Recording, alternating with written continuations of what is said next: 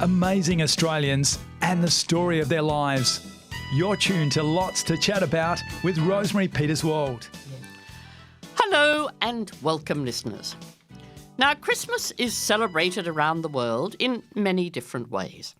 The climate often influences how different cultures celebrate. For instance, in Ireland, where I was born, we usually opened our presents in the morning by a roaring fire and had a piping hot meal in the middle of the day. In Papua New Guinea, where I lived for a while, we tended to have a large outside gathering in what we called a house win, a sack-roofed, open-sided structure with other families who were stationed at the army barracks away from their extended families. Here in Queensland this year, we've opted to have a large family gathering on Christmas Eve, and Christmas Day will be spent relaxing with leftovers. Today in the studio, we're lucky enough to have once again one of the original MasterChef contestants, Geni Papacostas Flynn, who is going to tell us how she and her fellow Greek family and friends celebrate this special day, not only in Australia, where she presently lives, but also in Greece itself, and on the many Greek islands my husband and I were lucky enough to sail on in our many years sailing in the Med. Together with Geni, we compiled many recipes for our book, 101 Greek Islands. Welcome, Geni. Good morning.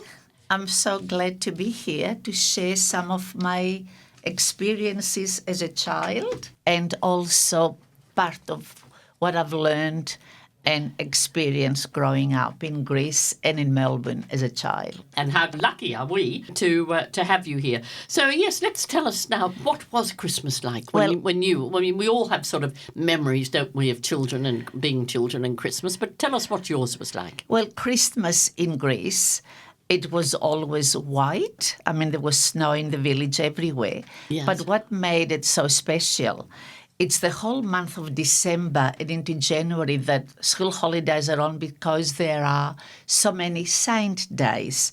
St. Barbara, St. Nicholas Day, and as a young girl, that was day of school. Right. And it went through after New Year into January when the blessing of the waters happened and people jump in the water to get the cross. Yes. But prior to that, Christmas, like Easter, it's mainly all about the food. If you happen to be in Greece at this time of the year or any household here, you find that the honey, spices, the sweet aromas of all the baking fills the air.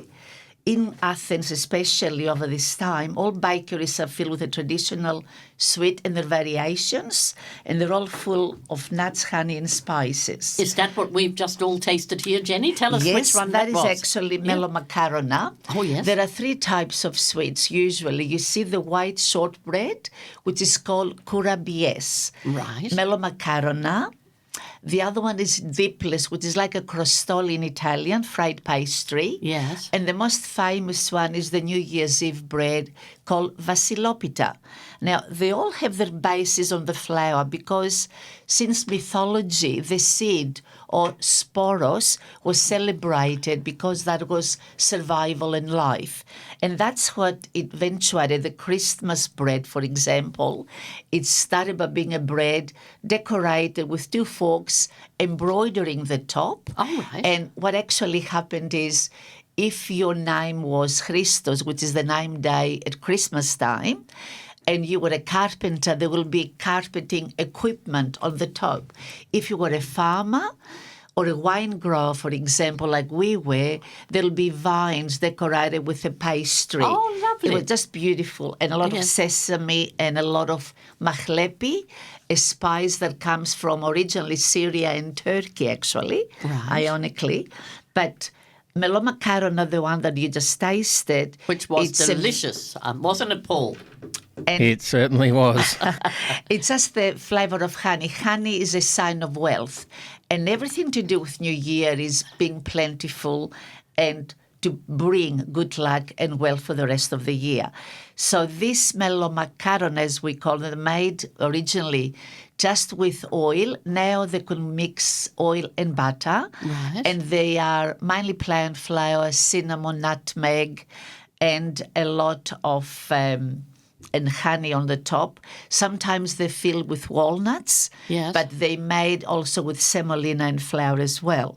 And they drizzle with the honey, sprinkle with nuts, and walnut and almond is a traditional. Right. But nowadays in Greece, actually, they dip them in chocolate. Oh, They yes. have variations all the time. Then the white shortbread, kurabies, we have them usually in every celebration, whether it is a wedding or a festival. But for Christmas, it's a very traditional. It's just pure butter. It's 4 ingredients. A lot of people might argue with me, but a basic kurabie is butter, a double amount of that, say a packet of butter to 5, there'll be a double amount, 500 grams of plain flour, a small amount, 90 grams of icing sugar, and about 100 to 200 grams of chopped roasted almonds. Right. Mixed together, rolled in little balls, pressed down, and when they come out of the oven, while they're hot, you dip them in icing sugar, about 1 kilogram. Usually it is flavored with masticha, which is the Greek vanilla, Yes. from the sap of hios, the trees that produce it's like a gum with very aromatic citrus flavor. But they will last for a long time, and it's a traditional. But I think even I could make that. yeah, If I- very, very simple. But Yes. they originally came from the Balkan area, Right. and Constantinople. And kurabies, it's 2 words, kura, Yes. which ironically it means a young boy, but biye at the end, it means double baked. All the pastries that biscotti in Turkey actually are all baked twice to give them that extra crispiness. Yes. And that's why it's kurabiye. They only baked once, but they drizzled with icing sugar and all the nuts. Right. And I think that's why. Yes. But they originated anything with flour, as I said before, from the Christ bread, Chrysoptomo, the bread they make for Christmas Day, which now is just a bread. But before that, as I said, it came from Constantinople when the Greeks left Smyrna or Constantinople, and they brought with them a lot of the spices Right. that they cooked with, and they introduced it to Greece. Now, it goes back to mythology. This bread used to be cut on the day, and it resembles the bread that Jesus cut during the Last Supper. So it's the men of the house that will cut it. But the Right. priest in the village will carry a bowl of wheat and the bread on his head, and he will visit each house in the village. Everybody had to touch the bread and bless it. Then he will put pressure on his head. The bread will break in 2. And if the largest piece fell on the right, everything rightly done is on the right side. You don't want to be left-handed in Greece. Right. So that means you'll have wealth for the year. Oh, wow. But yeah. eventually, over Yeah. the years, I never found that. We had the bread very spicy with mahlepi and lots of Yes. cinnamon and decorated with nuts. But usually we make what we call the New Year's bread, which Yes. is vasilopita. It's an orange-scented cake. It can be cake or it can be a yeasty one made like a brioche. Right. Now, no matter what it is, they cut it on New Year's Day or the night, 12 o'clock when it strikes midnight. Even if you are at the church, they will cut, the priest will cut it, and everybody will have a piece. It is to celebrate what we celebrate as Santa Claus, Saint Vasily, Basil. Right. Right. What happened BC, about 200-300 BC, Saint Vasily was a bishop. And when the governor of, this is going back to Asia Minor, Cappadocia, I Yes, think, yes. when that was threatened by the governor to take over from Caesarea, the bishop collected all the valuables, whether it was a coin, from each slave person in the village. Right. Because they had to buy with that their freedom. At the end, the governor didn't want it, so he didn't want to keep all the money or the wealth. He baked small pieces of bread and included all the money in each one and distributed. So you got something back, but that's the custom. Right. Or for the good luck that it brought them to cut the cake, and each person will get a piece and they will be carefully checked to see whether they got the lucky coin. Oh, how lovely, how And lovely. it could have been a gold coin in the Yes. olden times, Yes. but it always starts, the first piece is for Christ, and the second used to be for the poor or the Virgin Mary. Now the second one is for the house, Right. then the father, then it goes in the order, the mother, the eldest, and then any guest that might be there. Right. But- what a lovely custom, isn't it? Yes. Oh, I remember that clearly, and you're Yes. eagerly waiting to see if you got the coin. But the downfall was you had to go to church to light a candle Oh, with right. it. And you don't keep it no matter what But it is. a bit like our coin in the plum puddings, wasn't Yes, it? Yeah. exactly. Very, very similar customs. But I remember New Year's Eve, we couldn't go out. We had to have the house spotlessly clean, so it'll be clean all year. Yes. Then we had to have the table beautifully set with a lot of dry fruit, dry nuts and almonds, walnuts, because it has to be plenty. Right. And also, like they do a lot of the islands, sesame squares called pastelli for plentiful, flavored with citrus for Christmas, especially in the islands of the Aegean. And on the actual day, I had to always do homework Right. because that meant I'll be doing homework all year. And you always had something new, whether it was a pair of shoes, whether you had on a pair of brand new, Yes. an outfit, I mean. Oh, But- how lovely. But all these traditions relate and exemplify how the family, friends, and the community Yes. actually came together. Very much a gathering of family, friends, exactly. and whatever. And one of the other traditions, I think, Jenny, as well, is because so many of the, particularly in the islands and the fishing villages and whatever, they decorate all their boats beautifully, Oh, wouldn't definitely. they? With And the Christmas decorations, houses. even though it's winter. They do. And the other third cake, the make diplis, like crostoli, as I said, Yes. the whole beauty is that in the villages, the women will get together Yes. and they'll make the dough and make them. And the shape will be different. The islands, especially Crete, they make the best ones very lacy-like. Yes. They make them in the shape of a rose. Oh, the yes. others in the Peloponnese and northern Greece, they shape them as a roll. Right. But the art of the making and the recipes are very carefully guarded.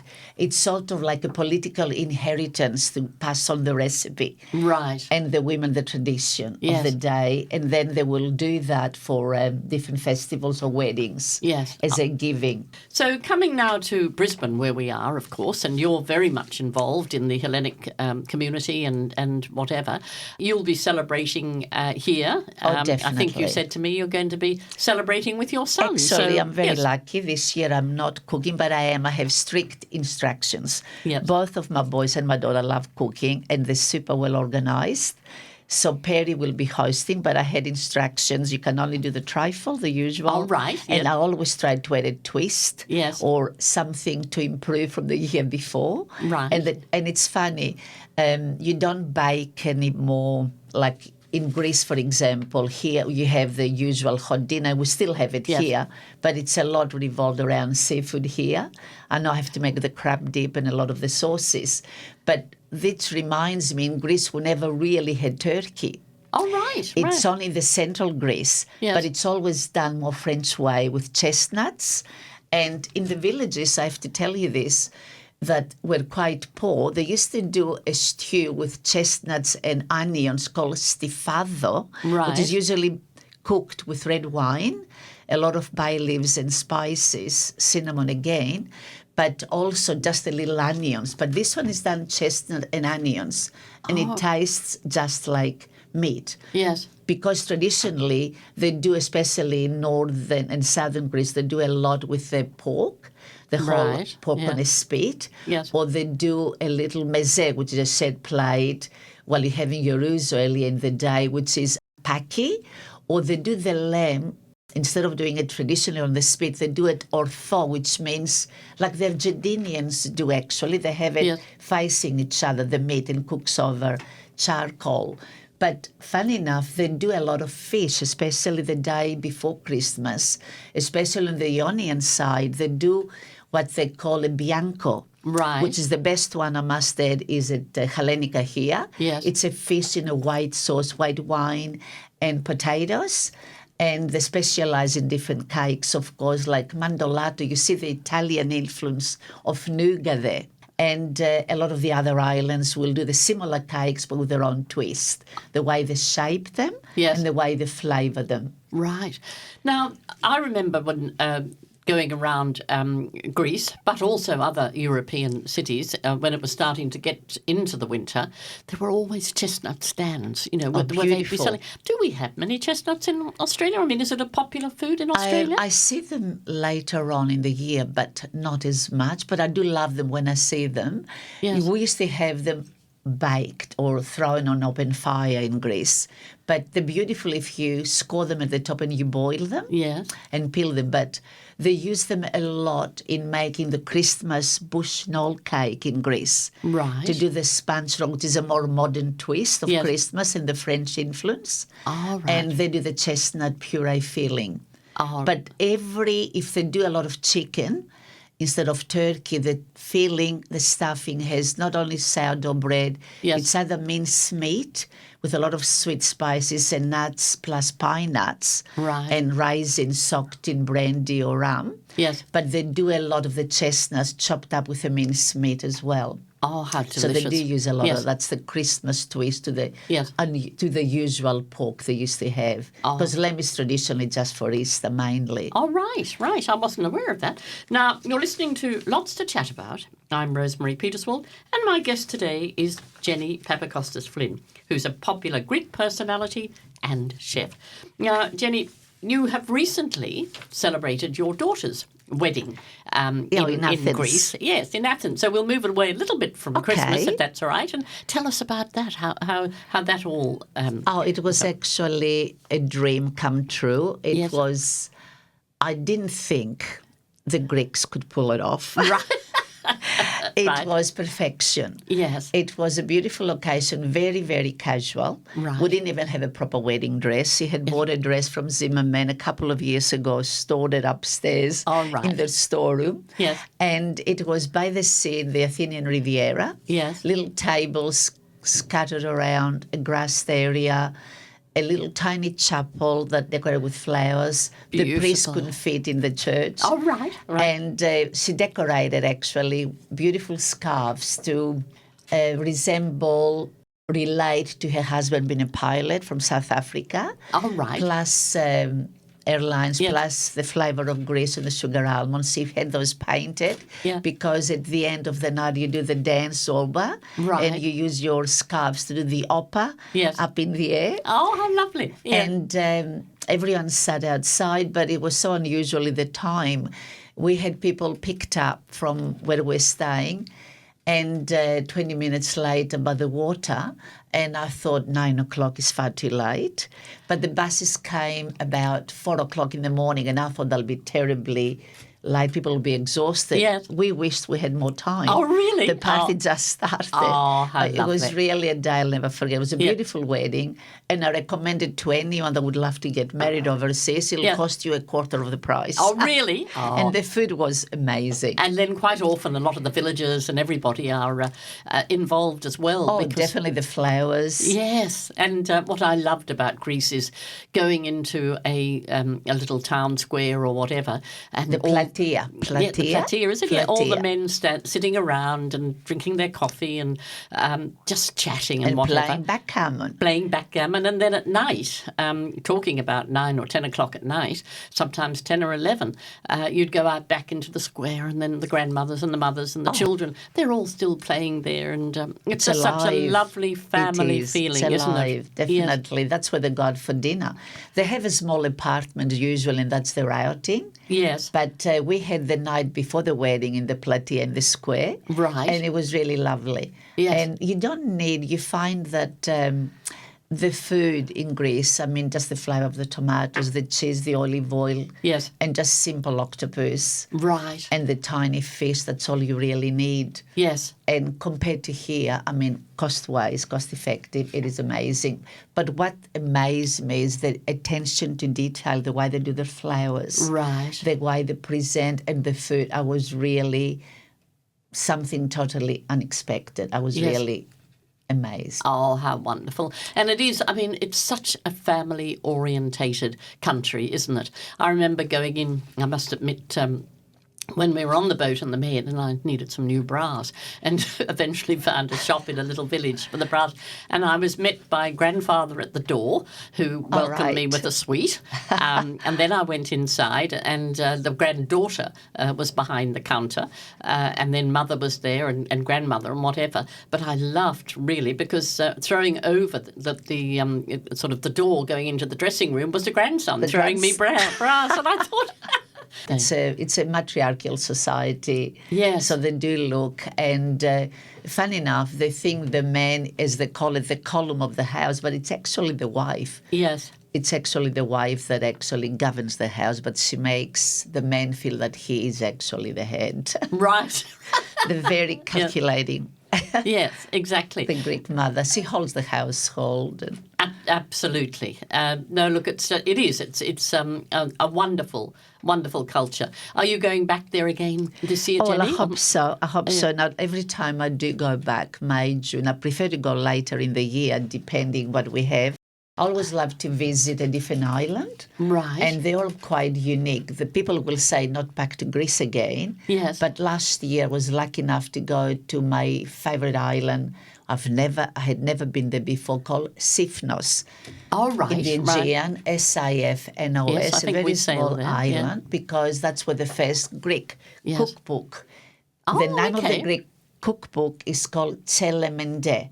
Means a Right. recipe book. That was his name, Yeah. Nikos, and he had a great influence in writing the bouillabaisse and a lot of French Right. recipes Yes. in Marseille when bouillabaisse was invented. The Greeks will say by the Greeks Yes.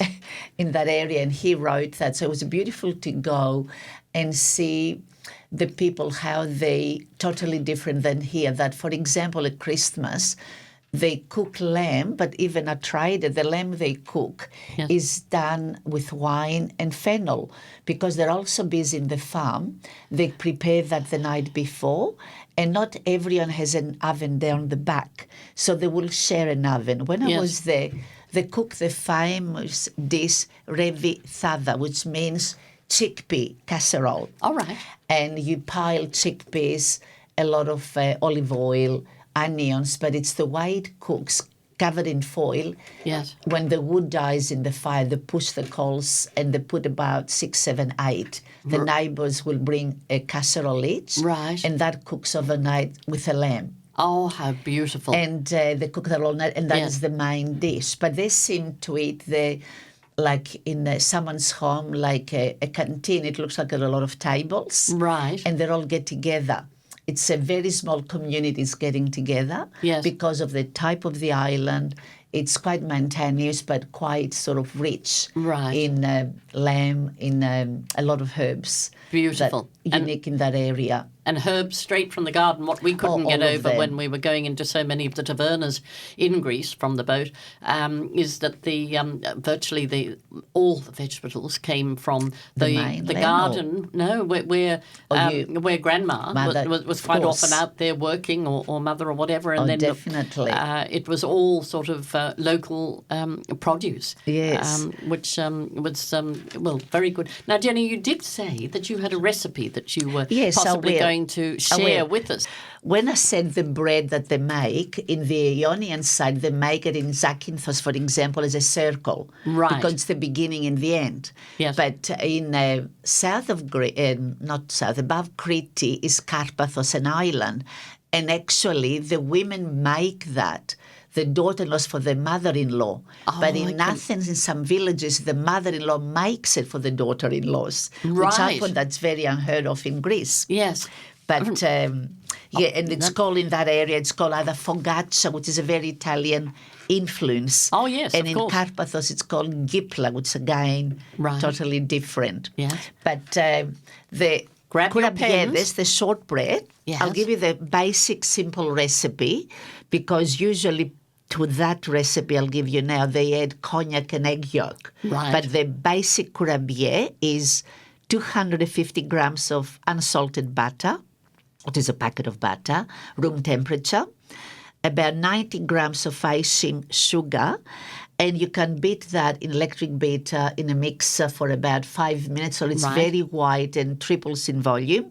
But every time in Kozani, the northern part of Greece, every time they wanted the girl to have her hands beautiful and white if she was going for a proxy, she would do the shortbread by hand. Oh, lovely. And they would be famously beating it for about an hour, not including their hands, but that was a competition who's going to make the nicest, best ones. Lovely. Now, to that, slowly you add 500 grams of sifted plain flour.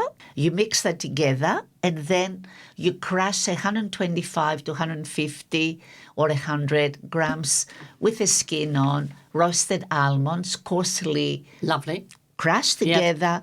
Then you mix that, not over mixing, till it comes together. It'll be soft. Let it stand for 10 minutes, 5 minutes, 10 minutes.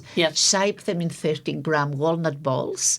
You push your thumb in the center to make a little dent. You bake them for about 12 to 15 minutes on 190. Yes. And I prefer to have a tray with sifted icing sugar.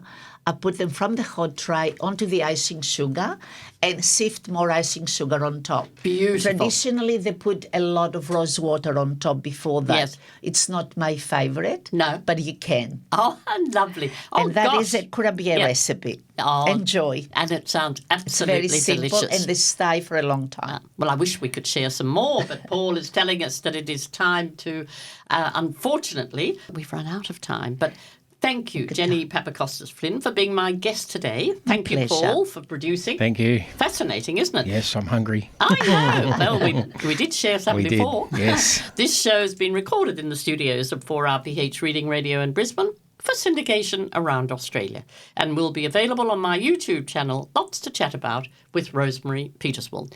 Thank you, Geni, and thank you, Paul. Thank you, and Merry Christmas to all. Yes, and Merry, Merry Christmas. Great friends and great chats. That was another Lots to Chat About with Rosemary Peterswald. Stay tuned next week for another amazing chat.